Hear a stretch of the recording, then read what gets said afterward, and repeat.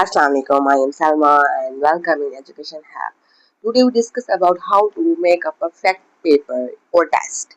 एक अच्छा पेपर और एक अच्छा टेस्ट बनाने के लिए किन चीज़ों का होना ज़रूरी है, उसके लिए मैं आपको अपने एक्सपीरियंस के मुताबिक ऐसे 5 टिप्स एंड ट्रिक्स बताऊंगी जिनको अगर आप एक पेपर में शामिल करेंगे, इंक्लूड करेंगे तो आपका एक पेपर परफेक्ट पेपर और प्रॉपर पेपर जो है वो बन के रेडी हो जाएगा।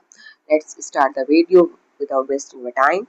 The first point is average paper mean कि ना तो वो ऐसा होना चाहिए बहुत ज़्यादा मुश्किल होना चाहिए, हार्ड होना चाहिए और ना ही इतना ज़्यादा इजी होना चाहिए।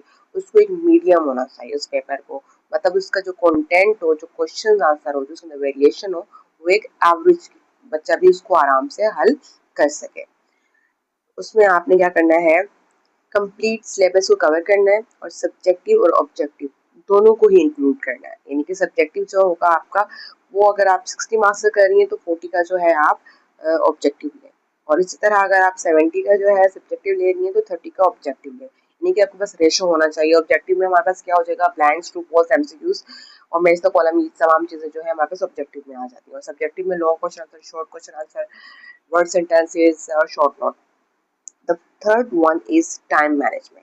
मीन्स कि इसमें भी आपको टाइम का ध्यान रखना होगा। ऐसा नहीं होना चाहिए कि आपका अगर 3 घंटे का जो पेपर है उसको जो है आप इस तरह डिज़ाइन करिए कि वो प्रॉपर 3 घंटे में ही सॉल्व हो। तो फिर क्या होगा कि बच्चे जो हैं वो नहीं कर सकेंगे कंप्लीट। जो जो स्लो राइटर हैं, जो एवरेज राइटर है, वो कंप्लीट करने में जो है उनको दिक्कत होगी, मुश्किल होगी।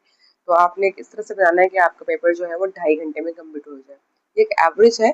आप अपने हिसाब से पेपर और टेस्ट की टाइमिंग जैसे 1 घंटे की, तो आप इस तरह से रखिएगा कि वो 50 मिनट के अराउंड जो है वो कंप्लीट हो जाए। फोर्थ वन इज पेपर जो है उसकी अपीयरेंस, यानी पेपर जो है वो क्लियर हो, क्लीन हो, फॉन्ट साइज उसका अच्छा हो, मुनासिब उसका डिस्टेंस हो, और जो है प्रूफ रीड किया हुआ हो, उसमें मिस्टेक्स के चांसेस बहुत कम हो। इन चीज़ों को मेक श्योर करना है, क्योंकि सबसे अच्छी पेपर की निशानी है डिस्ट्रीब्यूशन। सबसे अहम पॉइंट ये है कि एक पेपर को या एक टेस्ट को जब हम मार्क्स करते हैं, उसके सब उसमें करते हैं, तो सब कैटेगराइज करते हैं, तो उसमें हमने ध्यान रखना होगा कि इस क्वेश्चन को कितने मार्क्स देने, जेन्युइन मार्क्स होने चाहिए। If you follow all of the 5 points, then you get a wonderful paper. Thank you for watching. If you have any questions, then ask me. Allah Hafiz.